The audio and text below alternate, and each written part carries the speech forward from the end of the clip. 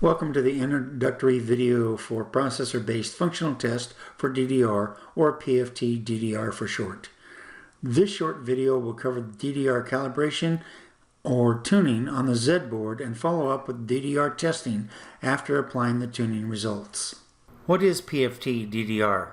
Well, it's an acronym for Processor-Based Functional Test for DDR, and a tool within the ScanWorks platform that is targeted at design engineers dealing with DDR tuning or calibration.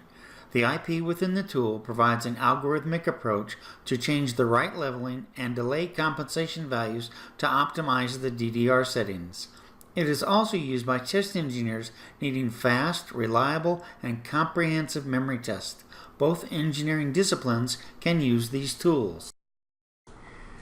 You might have heard of PFx, but what is it? PFTDDR is a part of PFx, which is a trio of tools within the ScanWorks platform that address specific engineering tasks to save development and production time, optimize memory performance, and promote better test coverage.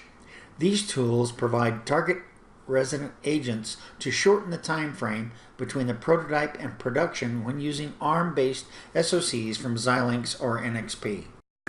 So let's get started by covering the system setup. We start with a host PC with ScanWorks installed and a connection to the Remote Instrumentation Controller, or RIC1000 for short. The RIC1000 is connected to the Zedboard's JTAG port. Now we start the ScanWorks application. The project configuration was preloaded from the Zedboard. Other tutorial videos will cover the setup step by step. Examination of some of the hardware connectivity details shows us we are connected to the RIC1000 and that the JTAG clock rate is set to 32 MHz. Now by selecting the DDR3 test and tune action, we'll launch the developer. Within the developer, you'll see three main areas: the project area, the task area, and the settings console area. We'll cover some of the setup in a moment. For now, we'll start by selecting Connect. This action connects the JTAG controller to the Zedboard, and a target agent or IP is downloaded to the on-chip memory of the Zinc 720. Next, we select Run under the processor settings, and this will execute a task sequence whereby the parameters for configuring the DDR memory controller and the settings of the DDR2 memory configuration are transmitted to the registers on the chip. Once the setup is complete, the next step in this sequence is to exercise the memory. This is accomplished by a comprehensive memory test. The test is conducted to ensure that the configuration data was correct. Once this step passes, we begin the tuning exercise. Now we drop back and look at some of the settings. First, in the DDR settings, we need to select the DDR configuration settings to automatic and the memory type to DDR3. Setting to automatic allows the calculations for the static values. Next, we set the DDR frequency. The DDR clock period is automatically calculated from the frequency setting. The next data is derived from the Zedboard schematics. From the schematics, we see the number of chip selects on the Zedboard is 1 and the number of memory devices per chip select is 2. Finally, we set the CPU frequency, and that's all the data required for the tool to configure the memory controller. The next step is to select the DDR memory device.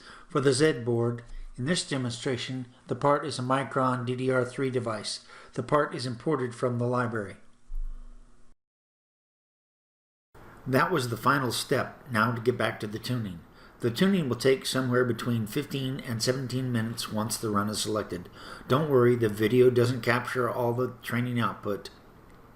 We will use some video tricks to pause the video to discuss what is happening and speed the video up so that we can see what is the output of the tuning. The first step in the tuning process conducted by the IP is to train the right leveling parameters by adjusting the right DQS relative to clock. Starting with byte lane 0, a seed value is set. Then searching outward from the seed value, first increasing the value and then decreasing the value.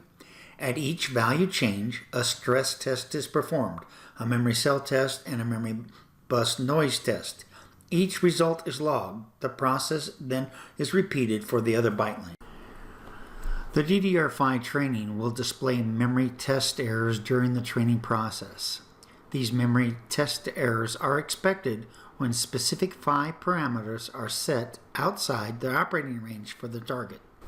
The next step is to train the write data I parameter, followed by the training of the read DQS gate parameter, and finally the read of the data I parameter. Now, as we finish the read data I parameter tuning on byte lane 3, the final DDR5 timing results are displayed. The data reported is for the 3 measurements on the 4 byte lanes. This is the operating window found for each of the 5 parameters. Next is a summary of the 5 tuning registers values as displayed. The final step is to update the DDR settings from the tuning results. We see there are many changes that are required.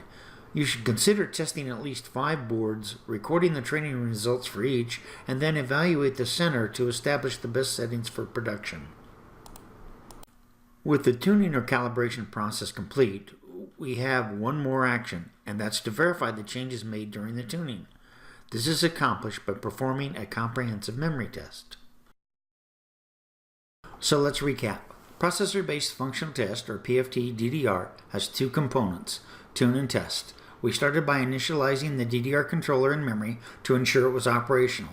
Next, we set a few tuning parameters, then we started the tuning process. After the tuning completed, we copied the tuning values to the silicon and finished by running a comprehensive DDR memory test. Some recommendations. Tuning should be done on at least 5 systems. Analyzing the tuning results allows for the correct window of operational values best suited for production settings. Tuning should also be done for an engineering change order that it changes either the memory device or changes the memory trace links. Tuning can also be accomplished to test the environmental impact on the memories. Finally, tuning is not intended for production, but it can help in a pinch. If you have questions, let's have a conversation or request a demo.